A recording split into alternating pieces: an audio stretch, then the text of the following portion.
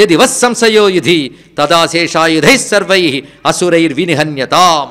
జుట్టుబట్టి తీసుకురండి, బంధించి తీసుకురండి, లేదా సమస్తమైన రాక్షసుల ఆయుధాలు తమని సంహరించండి, అంతేగాని ఒట్టిన రాకూడదు, వెళ్ళండి అని చండముండుల్ని పంపించారు. చండముండులు సామాన్యులు కారండి, వీళ్ళు ఇంచుమించు వాళ్ళ దగ్గరున్న మహాసేనలన్నిటితో బయలుదేరిపోయారు. చతురంగ బలాలతో ఆయుధాలతో బయలుదేరిపోయారు. ఎక్కడికి? హిమవత్పర్వత ప్రాంతానికి. ఆ హిమవత్పర్వత ప్రాంతంలో ఒక శిఖరం, ఆ శిఖరంపై సూర్యకాంతి పడుతూ బంగారు కాంతులతో మెరిసిపోతుంది. ఒక బంగారు మేరుపర్వతంలా మెరిసిపోతుంది. ఆ శిఖరం మీద సింహంపై కూర్చుని అమ్మవారు దర్శనమిస్తున్నారు. అక్కడ ఆ దివ్య దృశ్యాన్ని మనం చూడాలి. దదృశుస్తే తతో దేవీం ఈషద్ధాసాం వ్యవస్థితాం సింహస్యోపరి శైలేంద్ర శృంగే మహతి కాంచనే. ఆ బంగారు శిఖరంపై సింహాసనంపై కూర్చుని చిరునవ్వు నవ్వుతూ ఉన్న ఆ తల్లిని చూశారు. చూసి మీదకొస్తూ ఉంటే అప్పుడు ఆ తల్లి ఒక్కసారిగా తత కోపంచకారోచ్చైరంబికా తానరీన్ ప్రతి కోపేన చాస్యావదనం అశీవర్ణమభూత్తదా. కోపంతో చూసిందని అంత నవ్వుతున్న తల్లి ఒక్కసారి కోపగించుకుంది. ఆ కోపంతో అమ్మవారి శరీరం అంతా నీలవర్ణంలోకి మారిపోయింది. దానితో అమ్మవారి కనుబొమల ముడిలోంచి ఒక ఆవిడ పుట్టుకొస్తున్నారు. ఆవిడికి స్వాగతం పలుకుతూ నమస్కారం చేద్దాం. ఆ తల్లి అనుగ్రహం చాలా ప్రధానం. అంతేకాదు చండీమంత్ర జపపరాయణులు ఇక్కడ ఉంటారు, వాళ్ళకి తెలియవలసిన ప్రధానమైనది ఏంటంటే మొదటి బీజాక్షరాల్లో 3 చరిత్రలు ఉన్నాయి. 3 బీజాక్షరాల తర్వాత వచ్చే నామం చాముండా. ఆవిడ ఇప్పుడు రాబోతోంది. అంటే ఈ శక్తి అతి ప్రధానమని చెప్తున్నారు ఇక్కడ. ఇది ఒక విధంగా కాళీ ఉపాసన కనుక చాముండా అనబడేది ప్రధాన శక్తి. ఆ ప్రధాన శక్తి ఇప్పుడు వస్తోంది. ఆ తల్లికి నమస్కారం చేసుకుందాం. ఎక్కడి నుంచి వచ్చింది ఈవిడ? భృకుటీ కుటిలా తస్యా లలాట ఫలకాదృతం కాళీ కరాళవదనా నిష్క్రాంతాసి పాశిని విచిత్ర ఖట్వాంగధరా హిమాలా విభూషణ ద్వీపి చర్మ పరిధాన శుష్క రక్తాతి భైరవ అతి విస్తారవదన జిహ్వాలన భీషణ నిమగ్నా రక్తనయన నాదాపూరిత దిగ్ముఖా సా వేగేన అభిపతిత ఘాతయంతి మహాసురాన్. ఎలాంటి తల్లి వచ్చిందంటే కరాళమైన భయంకరమైన వదనంతో ఖడ్గము, అదేవిధంగా పాశము మొదలైన ఆయుధాలు ఖట్వాంగము ధరించి, ద్వీపి చర్మ భరీదాన ఏనుగు చర్మాన్ని ధరించి, సర్పములు అలంకరించుకుని, భయంకరమైన విస్తారమైన వదనంతో, వ్రేలాడుతున్న ఎర్రని నాలికతో, ఎర్రని కళ్ళతో గర్జనలు చేస్తూ, ఆ గర్జనలతో ఆకాశం ప్రతిధ్వనించేలాగా మహావేగంగా వచ్చింది ఆ తల్లి. ఇక్కడ అమ్మవారి యొక్క కనుబొమల ముడిలోంచి వచ్చినటువంటి ఆ తల్లి పేరు కాళీ. ఈ తల్లి పేరే కాళీ. ప్రధానంగా తెలుసుకోవాల్సినది ఈ తల్లికి తర్వాత మరొక పేరు రాబోతుంది. ఈవిడ ఎక్కడి నుంచి వచ్చిందో పరిశీలించి ఈవిడ చేసే పనిని చూద్దాం. ఆవిడ వస్తూనే ఒక్క క్షణం ఆలస్యం చేయలేదండి, వెంటనే డ్యూటీలో దిగిపోయిందనమాట. వస్తూనే అసురుల మీదకి ఒక్కసారి లంఘించి వెళ్ళింది. వెళ్ళి అక్కడ కనబడుతున్న రాక్షస సేనల్ని ఎలాగ ఆవిడ మట్టు పెడుతోందంటే, ఆవిడ మీదకి వస్తున్న సైన్యాలు, కొన్ని గుర్రాల దళాలు వస్తున్నాయి రౌతులతో సహా, ఇలా చేత్తో పట్టుకుని నోట్లో వేసుకుంటారు వాళ్ళందరినీ. ఇంకోవేపు రథాలు వస్తున్నాయి, సారథులతో గుర్రాలతో సహా రథాలని మరొక చేత్తో పట్టుకుని నోట్లో వేసుకుంటోందండి ఇక్కడ. ఇంకా ఆ తర్వాత వచ్చే గజబలం కానీ పదాతి బలం కానీ ఎవరైనా సరే వాళ్ళందరినీ పట్టుకుని నోట్లో వేసుకుంటుంది. కొంతమంది రాక్షసుల మీదకు వస్తే జుట్టు పట్టుకుని ఒక్కసారి తిప్పి నోట్లో లాగుతుంది. ఇక్కడ ప్రతి వాళ్ళని అమ్మ చేస్తున్న పని ఏమిటయ్యా అంటే, తైర్ముక్తాని చ శస్త్రాని మహాస్త్రాని తథాసురై ముఖేన జగ్రాహ రుష దశనైర్మథితాన్యపి. కొంతమంది ఈవిడిపై బాణాలు వేస్తున్నట్ట, మీదకొచ్చి మింగేస్తుందని భయంతో ఆ బాణాలు నోరు తెరిచి మింగేస్తుంది. కొంతమంది చక్రాలు వేస్తుంటే చెక్కిలేళ్ళ లోపలికి లాగేసుకుంటుంది తల్లి. ఇక్కడ ఈ పరిశీలిస్తుంటే ఎలా ఉన్నదంటే, అనేకములైన గుండ్రంగా తిరిగే గ్రహాలు, నక్షత్రాలు ఆకాశంలో బ్లాక్ హోల్స్ అని వాటిల్లోకి వెళ్ళిపోతుంటాయటండి. ఇక్కడ బ్లాక్ హోల్స్, కృష్ణరంధ్రాలు, ఆ బ్లాక్ హోల్ శక్తే మహాకాళి. ఇది తెలుసుకోండి. ఇక్కడ అనంత విశ్వంలో వందలాది సూర్యమండలాలను కూడా మెంగగలిగే శక్తి ఒక బ్లాక్ హోల్కు ఉంటుందని ఇప్పుడు సైన్స్ చెప్తుంది. అలాంటి ఒక మహాదృశ్యాన్ని ఋషి ఆనాడు వర్ణించాడు. ఒక్కడు తెలుసుకోవాలి, ఈ దేవాసుర సంగ్రామం జరుగుతున్నది ఎర్త్లీ ప్లేన్లో కాదు, భూమికి సంబంధించింది కాదు, అనంత అంతరిక్షంలో జరిగేటువంటి ఒక విశ్వ సంబంధమైన ఒక రహస్య యుద్ధం ఇదంతా కూడా. కనుక గ్రహాలకి అంతరిక్షంలో జరిగే పరిణామాలు ఇవన్నీ కథలో చెప్పబడుతుంటాయి. కనుక మహాకాళి అంటే ఆ కృష్ణరంధ్రముల యందు ఉండేటువంటి మహాకర్షణ శక్తి. అందుకే కర్షణత్వాత్ కృష్ణ, మహాకర్షణ శక్తి అది. ఇక్కడ అదే ఆ తల్లి. ఇది మనం ఆలోచిస్తే కాలమే ఒక కర్షణ శక్తి. అందుకే ఆవిడ పేరు కాళీ. ఈవిడన్నిటిని మింగేస్తూ వెళ్ళిపోతుంది. ఇది ఆలోచించమంటున్నాడండి. అమ్మవారి కనుబొమల ముడిలోంచి పుట్టింది. కనుబొమల ముడి అంటే ఆజ్ఞాచక్ర స్థానం. అమ్మవారి యొక్క ఆజ్ఞాచక్రం అంటే విశ్వరూపిణైన అమ్మవారి యొక్క ఆజ్ఞ అంటే సమిష్టి ఆజ్ఞాచక్రం, విశ్వానికి అంతటికీ మూలమైన ఆజ్ఞాచక్రం. ఒక వ్యక్తిలో ఉన్న ఆజ్ఞాచక్రం వేరు, వ్యక్తికి పరిమితం.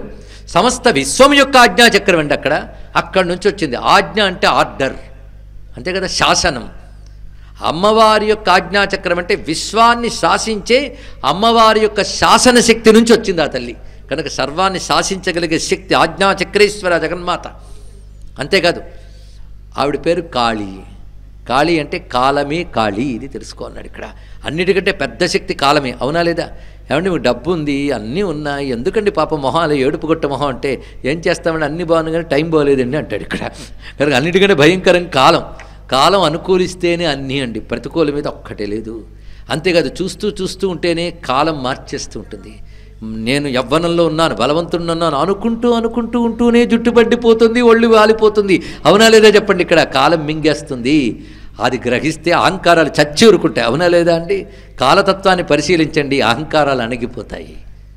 కారే రాజులు రాజ్యములు కలగవే, గర్వోన్నతిని చెందరే, వారేరి సిరి మూట కట్టుకొని పోవన్ జాలరే, భూమిపై పేరేనంగలదే. ఎంతమంది పెద్దలయ్యా మిడిసిపడిపోయారు, ఎక్కడికి పోయారు వాళ్ళందరూ? ఏమిటి మిడిసిపాటు? వెనకటి బ్రహ్మలు వేవేల సంఖ్యలు బ్రహ్మాండములేలిరట, పెనగొని వారల పేరులు మరచిరి, మనుజ కీటముల మరవ్వరెరుగు అన్నాడు అన్నమాచార్య. రెక్కల పురుగుల్లాగా అలా అలా మిడిసిపడి ఇలా ఇలా రాలిపోవడమే జీవితం. తెలుసుకో, కాలం మింగేస్తుంది అన్నిటినీ. కాలో జగద్భక్షక, మింగేస్తుందయ్యా కాలం. ఒక్కసారి అమ్మవారి రూపం తలుచుకోండి, అలా నోరు తెరిచి ఎప్పుడు నోరు తెరిచి ఉంటుంది, ఓపెన్ మౌత్. అందుకే నాలుగు ఎప్పుడు వేలాడుతూ ఉంటుందంటే నోరు ఓపెన్ చేసుకుంది, చెప్పరిస్తా మింగేస్తా, ఎప్పుడు ఓపెనే, క్లోజ్ లేదు. అంటే కాలం నిరంతరం భక్షించడమే దాని పని. కాలో జగద్భక్షక, అవునా లేదే చెప్పండి. నిన్న ఏమైపోయింది? కాలం మింగేసింది. ఇవాళ ఏమైపోయింది? కాలం మింగేసింది. నా యవ్వనం అయిపోయింది, కాలం మింగేసింది. నా పదవి ఏమైపోయింది? కాలం మింగేసింది. అది నేనేమైపోతా? కాలం మింగేస్తుంది. నీకే కాదు, ఇంద్రాది దేవతలకు కూడా మింగేస్తుంది. ఇది కాలం యొక్క లక్షణం. అందుకే ఎప్పుడు నోరు తెరుచుకుండడం అంటే లోకాన్ని మింగేసే కాలం. కానీ కాళీ అంటే ఆ రూపాన్ని ఒక్కసారి తలంచుకోవాలి. ఆ నోరు తెరిచి నాలుక బయటకు చాచుందిట అని మింగేస్తుంటా జాగ్రత్త అని.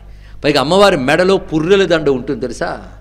ఏమిటా పుర్రెల దండ అంటే, ఇప్పటికి అందరు బ్రహ్మలైపోయారో లెక్కలేదు, నీకు కావాలంటే దండిస్తా లెక్కెట్టుకో ఉంటుంది. ఆ దండకి కొలికి పూసు ఉండదు, అంటే ఇన్ఫినేట్. ఎందరు బ్రహ్మలైపోయారో ఆ బ్రహ్మలందరూ ఒక్కొక్కరిని ఒక దండగా చేసుకెళ్ళిపోయింది. అంటే కాలానికి అంతు లేదు, అది చెప్పుకో. ఒక ఉదయం ఒక అస్తమయం బట్టి మాట్లాడుతున్నావు, ఉదయాస్తమయాలు లేని మహా అంతరిక్షంలో కాలం ఏమిటి? నీకు అంతు పట్టదు. సాపేక్ష కాలం మనకు తెలుసు, నిజమైన కాలం మనకు అర్థం కాదు. అది కాలస్వరూపం. అందుకే నీ తలకాయల పొగర్లన్నీ కూడా కాలంతో పోతాయి. ఎన్ని తలకాయలు, నేను ఇది సాధించా, నేను ఇది చేశా అన్న తలకాయలన్నీ పుర్రెలైపోయి అమ్మ మెడలో దండలైపోయి. చూడండి ఇక్కడ ఆలోచనలన్నీ అమ్మ మెడలో హారాలయ్యాయి. కాదండి నేను ఇది చేశా అది చేశా అని చెయ్యి పెద్దగా ఎత్తుతూ మాట్లాడేవిగా ఆ చేతులన్నీ గౌన్లా కట్టేసుకుంటారు అమ్మవారు తెలుసా? తెగిన చేతులు అమ్మవారు గౌనులా కట్టుకుని నిలబడుతున్నారండి. ఇక్కడ పుర్రెలు దండగా ఉన్నాయి, చేతులు వస్త్రంగా ఉన్నాయి. ఏమిటయ్యా అంటే అహంకారాలు రెండు, ఆలోచన ఆచరణ. ఆలోచన రూపమైన అహంకారాలన్నీ ఆ కాళీ లాగేసింది, ఆచరణ రూపమైన అహంకారాలని తానే చుట్టేసుకుంది. తెలుసుకో, నీ ఆలోచనలు ఆచరణలు ఆ కాలంలో వెళ్ళిపోవలసినదే. అందుకే ఒకసారి అమ్మను అలా ఆలోచిస్తూ ఉంటే ఆ కాళీ భావన కదిలి శివపదమైపోయింది. ఒక మహానిశ్శబ్ద సీమలో సకలమ్ము శమనమౌ పెనురేయులో కాలుని కాలి గజ్జల గలంగలలయల్లో లయమైన ప్రళయవేళ నలుపు మలవోలె ఒక నెలత నిలిచినదదిగో చలువ మమతల కొండ కొలుచువారల అండ మహాకాళేశ్వరుని ప్రళయ లీలాలోల మహిత భయ దున్మత్త భావ దివ్యజ్వాల అయ్యతనువునకు అనువైన రూపము దాల్చే పంచకృత్యేశ్వరుని ప్రపంచీకర హేళ మేధలన్నీ కంఠమాలికలుగా మారి చేతలన్నీ తల్లి చేలమ్ములుగా చేరి ఆవరణలేని కాలమే రూపమై ఆనందనాథ హృదయాధివాసిని కాళీ అని కాళీ శివపదంలో ప్రత్యక్షమవుతుందండి ఇక్కడ. అది కాళీ రూపం. ఆ తల్లి వస్త్రాలు ఉండబట. వస్త్రాలంటే కాలాన్ని ఎవడు కప్పగలడు, అది వస్త్రం లేకపోవడం అంటే అర్థం. కాలానికి హద్దు లేదు, హద్దుంటేనే వస్త్రం. హద్దు లేని అనంత శక్తికి వస్త్రం ఎక్కడ కడతావయ్యా? అనంత ఆకాశానికి బట్ట కట్టు చూద్దాం. ఆకాశం కూడా ఏ కాలంలో ఉందో ఆ కాలం నీకు అందుతుందా? అందుకే అందని అనంత శక్తే కాలం. ఆ కాలమే కాళీ. ఆ కాల రూపంతో అమ్మవారు లోకాన్ని శాసిస్తున్నారు, అవునా లేదా? ఎవడు అయినా సరే కాలానికి లొంగిపోవలసినదే, అవునా కదా? కనుక ప్రపంచాన్ని శాసించే శక్తి పేరే కాలం. కాలరూపంతో అమ్మవారు శాసిస్తున్నారు. ఎవడికి ఎప్పుడు ఎక్కడ ఏది ఎలా ఇవ్వాలో నిర్ణయించే అమ్మ శాసన శక్తి పేరు కాలం. ఇది ఆలోచిస్తే చాలు ఇక్కడ, అంతే కదా? విత్తనం వేసి కూర్చుని భజన చేసిన చెట్టు వెంటనే రాదు, అది రావాల్సిన కాలానికి అది వస్తుంది. ఇక్కడ ఆ ప్రకృతి రూపంలో కాలం నిర్దేశిస్తుంది. కనుక శాసించేదే కాలం గనక, శాసనశక్తి ఆజ్ఞాచక్రం గనక అక్కడి నుంచి పుట్టింది కాళీ. ఇది ఆంతర్యం. ఇంత విశేషం, కథలో దాగిన ఆంతర్యాలు తెలుసుకోవాలండి ఇక్కడ. అలా పుట్టిన కాళీ ఏం చేసింది? అన్ని మింగుతూ వెళ్ళిపోయింది. దీని అర్థం ఏంటి? నువ్వు ఎంత మిడిసిపడుతున్నా మింగేస్తాను రా అని చెప్పడమే అందులో సంకేతం. కానీ అన్నింటి మింగుతూ వెళ్ళిపోయింది. ఎలా మింగిందంటే పంటికి తగలకుండా వెళ్ళిందిట. కొన్ని మాత్రం గట్టిగా కొరకాలను కొరికింది, కొన్ని అలా వెళ్ళిపోయాయి లోపలికి. అంటే ఆ జగద్భక్షక లక్షణాన్ని చూపిస్తుంది. బఠానీ గింజలు వేసుకున్నట్టు వెళ్ళిపోయిందండి ఒక్కొక్కటి కూడా ఆ తల్లి. అలా విజృంభిస్తోంది. గ్రహమండలాలన్నీ, జ్యోతిర్మండలాలన్నీ బఠానీ గింజల్లా మింగేసి అనంతకాల రూపిణికి నమస్కారం. ఆ విధంగా విజృంభిస్తూ వెళుతూ ఎప్పుడైతే చండముండలు తెచ్చుకున్న సైన్యమంతా నాశనం చేసిందో ఆ చండుడికి మహాకోపం వచ్చి కత్తి పట్టుకుని అమ్మ మీదకి వెళ్తున్నాడు. వెంటనే చూసింది, వాడు జుట్టు పట్టుకుని కత్తితో నరికింది ఒక్కసారి. వెంటనే ముండు ఊరుకోలేదు. మరి నేనో అన్నాడు, నీ పని కూడా పడతాను రా నాన్న అంది. వాడు జుట్టు పట్టి వాడి తలను నరికేసి 2 తలలు పట్టుకొచ్చిందండి ఆ తల్లి. ఇక్కడ తీసుకొచ్చా కౌశికి దగ్గర పెడుతూ అంటోంది, ఇదిగో మయా తవాత్రోపహృతౌ చండముండౌ మహాపశు యుద్ధయజ్ఞే స్వయం శుంభం నిశుంభంచ హనిష్యతే. ఈ పదంలోనే చూపిస్తున్నాడు. నీ యుద్ధయజ్ఞములో, అంటే ఇది యుద్ధం కాదు, ఒక యజ్ఞం అని చెప్పడం. నీ యుద్ధయజ్ఞంలో నేను చండముండులనే పశువుల్ని సంహరించేశాను, మిగిలిన 2 సంగతి నువ్వు చూసుకో అని చెప్పి వాళ్ళిద్దరిని అక్కడ పెట్టిందిట. ఉవాచ కాళీం కళ్యాణి లలితాం చండికావచ. ఆవిడ పేరు కళ్యాణి లలిత, అంటే ఆవిడ లలిత. ఆ లలితాదేవి సంతోషించో మాట అన్నది. యస్మాత్ చండంచ ముండంచ గృహీత్వా త్వాముపాగత చాముండేతే తథాలోకే ఖ్యాతాదేవి భవిష్యసి. నువ్వు చండ ముండుల్ని సంహరించే గనుక నీపై ఇకపై నుంచి చాముండా అని పేరిచ్చింది. ఈ తల్లి పేరే చాముండా. అంటే కాళీ ఎవరు? చాముండ ఆవిడే. ఈవిడ ఒక శక్తి సిద్ధంగా ఉంది అమ్మ దగ్గర. ఇంతవరకు కౌశికి కాక వచ్చిన శక్తి ఒక్కటే యుద్ధంలో. ఇప్పుడు చాముండా నామానికి అర్థం చెప్పుకునే ప్రయత్నం చేద్దాం. ఇకపై ఆ నామం ఉన్నప్పుడు తెలియాలి. చాముండా అంటే ఉగ్రరూపం అని కాదర్థం. చండముండ సంహారం చేసింది కనుక చాముండా అనేది భౌతికార్థం, తాత్వికార్థం చెప్తుంది శాస్త్రం. చము వియదాది సమూహ రూపాం సేనాం డాతి లాతి లడయోరైక్యాత్ ఆదత్తే స్వాత్మ సాక్షాత్కారేణ నాశయతి. ఇది అద్భుతమైనటువంటి. అందుకే చాముండా మంత్రానికి వ్యాఖ్యానం రాస్తూ మంత్రశాస్త్రం ఏం చెప్తోందంటే, నిర్ధూత నిఖిలధ్వాంతే నిత్యముక్తే నిరాశ్రయే. 3 సంబోధనలు. మొదటి 3 బీజాక్షరాలకి అర్థం. రెండవది అఖండ బ్రహ్మ విద్యాయై అన్నారు ఇక్కడ. చాముండా అంటే నిజమైన అర్థం అఖండ బ్రహ్మ విద్య. ఇది అసలు అర్థం అండి. కొంతమందికి అసలు అర్థాలే ఎక్కవు, వచ్చే జన్మకైనా ఎక్కాలని దండం పెట్టుకోండి. ఇది అసలు అర్థం దొరికే వరకు చండీ సప్తశతి ప్రయోజనం సిద్ధించినట్లు కాదు. కనుక చాముండాకు అసలు అర్థం చెప్తున్నాడు. అఖండ బ్రహ్మ విద్య చాముండా అన్నాడు. మంత్రశాస్త్రం చెప్తున్న అర్థం ఇది. ఇక్కడ చండీయాగం చేయడం వల్ల నీ లోపల ఆత్మగా ఉన్న అమ్మ తెలియాలి. అది తెలియడం కోసం చేయాలి. అంటే పవర్స్ రావని కాదు, అది ప్రధాన లక్ష్యం కాదు. అసలు లక్ష్యం నీ లోపల ఉన్న అమ్మ తెలియాలి. ఆవిడ నీలో ఆత్మరూపంగా ఉంది. నీలో ఆత్మగా ఉన్న తల్లి విశ్వమంతా ఆత్మగా ఉన్నది. ఆత్మ తప్ప మరొక పదార్థం లేదు ప్రపంచంలో. కానీ అది తెలియబడట్లేదు, మిగిలినవన్నీ తెలుస్తున్నాయి. ఆత్మ ఒక్కటే, మిగిలినవి అనేకం కదా. అనేకం. అనేకం అంటే ఎన్ని అంటే వేదాంత శాస్త్రం చెప్తోంది.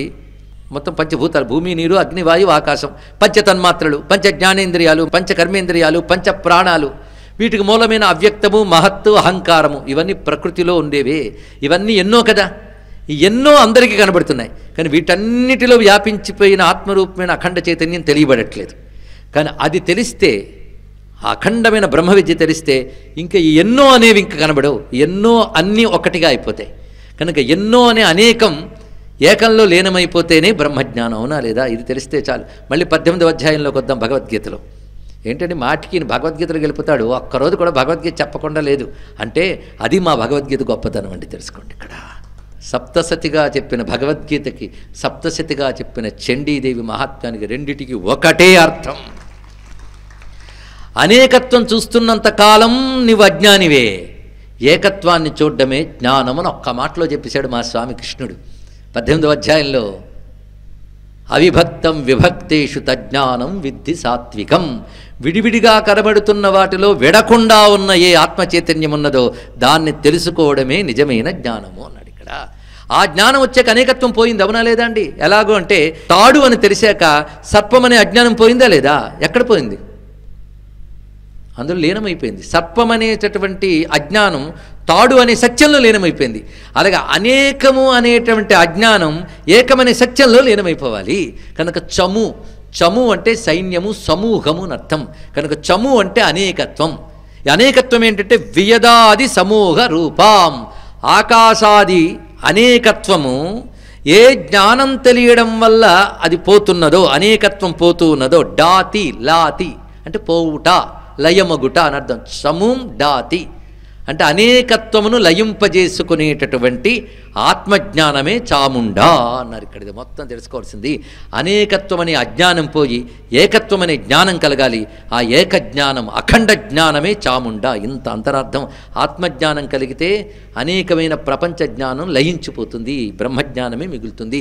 ఇదే ప్రపంచోపశమం శాంతం చతుర్థం అద్వైతం శివం మన్యంతే అని మాండుక్యోపనిషత్తులో మంత్రసారం ఇది. కనుక చాముండా అనేది కేవలం మంత్ర విద్య కాదయ్యా, ఆత్మవిద్య అని గ్రహించాలి. ఇక్కడ అనేకత్వం ఎప్పుడు పోతుంది? స్వాత్మ సాక్షాత్కారేనా అనేకత్వం ఆదత్తే నాశయతి అన్నాడు ఇక్కడ. ఆత్మసాక్షాత్కారమైతే అంటే నిజమైన ఆత్మతత్వం తెలిస్తే అనేకమైన ప్రకృతి యొక్క భ్రాంతి తొలగిపోతున్నది. కనుక అద్వైత స్వరూపమే చాముండా. అటువంటి అఖండ బ్రహ్మ విద్యని అనుసంధద్మహే విచ్చే, దాన్ని నేను అనుసంధానం చేస్తున్నాను. ఇది మొత్తం మహామంత్ర వ్యాఖ్యానం ఇవాళ చేయడం జరిగింది. శ్రద్ధాళువులు ఈ జ్ఞానంతో జపం చేసుకోవాలి గురించి. కనుక చాముండా చండీ మంత్ర జపం యొక్క పరమార్థం ఆత్మరూపమే నమ్మని సాక్షాత్కరింపజేసుకోవడమే. ఇది పరమార్థం. ఎప్పుడైతే వాళ్ళందరూ రావడం మొదలుపెట్టారో మొత్తం వాళ్ళిద్దరితో పాటు వాళ్ళ దగ్గర అనేక రకాల సైన్యాధిపతులు వస్తున్నారు. వాళ్ళ పేర్లు ఇక్కడ రాశాడు, వాళ్ళ నెంబర్స్ రాశాడు. భయం వేస్తుందండి. 86 రాక్షస సేనాపతులు, 80 మంది సేనానాయకులు, 50 రాక్షస సమూహాలు, 100 రాక్షస సంఘములు, ఇలా ఎన్ని లెక్కలో. ఇవన్నీ కలిపితే లక్షలు కోట్ల సంఖ్యలో అసుర సేనలు శుంభుని శుంభుల్ని ప్రధానంగా తీసుకుని సేనాధ్యక్షులతో సహా వస్తున్నాయి. అప్పుడు అంతమంది రాక్షస సేనలు వస్తుంటే సింహానికి హుషారు వచ్చిందండి. వచ్చి ఒక్కసారి తతసింహో మహానాదం అతీవ కృతవాన్ నృపా. అయితే ఆ సింహానికి ఉత్సాహం పుట్టేలా అమ్మవారు ఏం చేశారంటే వాళ్ళని చూసిన వెంటనే వింటి నారిని ఒక్కసారి మీటారు ఆవిడ. ఆ వింటి నారి మీటిన సవ్వడి మొత్తం ఆకాశం అంతా ప్రతిధ్వనించింది. ఆ సవ్వడితో పాటు అమ్మ గంట నాదం చేసింది. దీనితో సింహనాదం కలిసింది. మొత్తానికి ఆకాశమంతా అమ్మ వింటినారి సవ్వడలతో, ఘంటానాదములతో, సింహ గర్జనలతో మొత్తం నిండిపోయింది. ధనుర్జ్యా సింహ ఘంటానాం నాదాపూరిత దిగ్ముఖ నినాదేర్ భీషణై కాళీ జిగ్గే విస్తారితారనా. అంత జరగగానే కాళీదేవి కుషారొచ్చి మరింత నాలుగు బయటకు చాచిందండి. ఇంకెన్నో దొరుకుతున్నాయి బఠానీలని. ఆవిడ ఉత్సాహం ఆవిడది. ఇలా ఉంటూ ఉంటే ఎప్పుడు ఒక అద్భుతమైన వింత జరిగింది. పైనుంచి ఆకాశంలో యుద్ధాన్ని చూస్తున్నారు బ్రహ్మ, విష్ణు, రుద్ర, కుమార, ఇంద్రాది దేవతలు. చూస్తూ ఉంటే ఇక్కడ అమ్మవారు ఒక్కరు ఉన్నారు, ఇప్పుడు ఇంకొక ఆవిడ వచ్చారు, ఇద్దరే. ఎదురుగా కోట్లాది రాక్షస సైన్యం. పైనుంచి దేవతలు చూస్తున్నట్ట. ఆ దేవతల్లో ప్రధానంగా ఒక్కొక్కరు నుంచి ఒక్కొక్క శక్తి బయటకు వస్తుందండి. ఇది చూడవలసిన అద్భుత దృశ్యం. బ్రహ్మదేవుని నుంచి ఒక శక్తి వచ్చింది. ఏ దేవత నుంచి ఏ శక్తి వచ్చిందో ఆ శక్తి ఆ దేవతా రూపముతో స్త్రీ రూపంలో ఉంది. ఇప్పుడు బ్రహ్మదేవు నుంచి వచ్చిన శక్తి ఎలా ఉందో చూద్దాం. హంసయుక్త విమానాగ్రే సాక్షసూత్ర కమండలు ఆయాత బ్రహ్మణ శక్తి బ్రహ్మాణి సాభిధీయతే. హంస మీద కూర్చొని ఒక చేత్తో అక్షమాల, ఒక చేత్తో కమండలం పట్టుకొచ్చింది. ఆవిడ పేరు బ్రాహ్మి. ఒక్కొక్క దేవతని తలంచుకుని నమస్కారం చేసుకుంటాలి. రెండవది వృషారూఢ త్రిశూలవరధారిణి మహాహివలయా ప్రాప్త. త్రిశూలం పట్టుకుని సర్పభూషణముతో చంద్రలేఖ ధరించి వృషభవాహనంపై కూర్చుని వచ్చింది మాహేశ్వరి. అదేవిధంగా మయూరంపై కూర్చుని శక్తిహస్తయై గుహరూపిణి అయిన కౌమారీదేవి వచ్చినది. శంఖచక్ర గదా ఖడ్గములు పద్మములు ధరించి వైష్ణవి శక్తి గరుడ వాహనయ్య వచ్చినది. ఇక యజ్ఞవరాహస్వామి యొక్క శక్తి వారాహి రూపంతో వచ్చింది. నృసింహస్వామి యొక్క శక్తి నారసింహి రూపంతో వచ్చింది. వజ్రాయుధం ధరించి ఐరావతంపై కూర్చుని వచ్చింది మాహేంద్రి.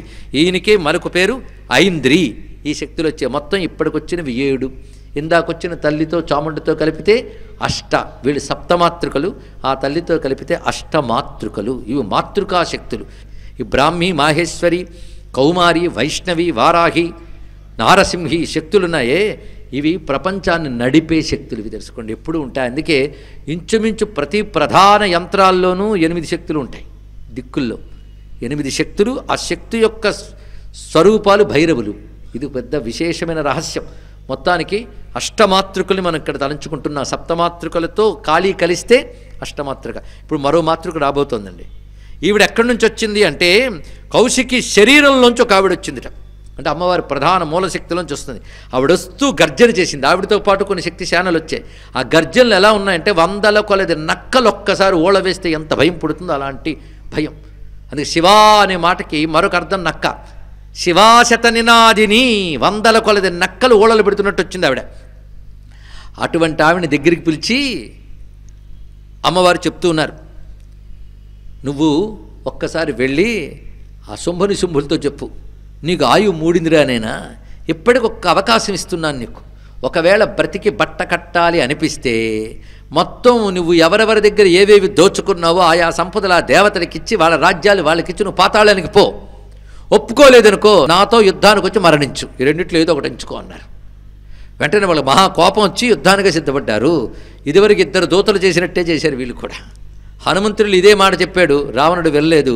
కృష్ణుడు వెళ్ళి ఇదే మాట చెప్పాడు, దుర్యోధనుడు వెళ్ళలేదు. ఇప్పుడు ఈ తల్లి వెళ్ళి ఇదే మాట చెప్పింది, వెళ్ళలేదు. అయితే ఇక్కడ రహస్యం ఏంటంటే ఈ శివదూతి తాను నేరుగా వెళ్లకుండా అమ్మవారి సందేశం చెప్పడం కోసం శివుణ్ణి పిలిచిందిట. నువ్వు వెళ్ళి చెప్పురానైనా అంది.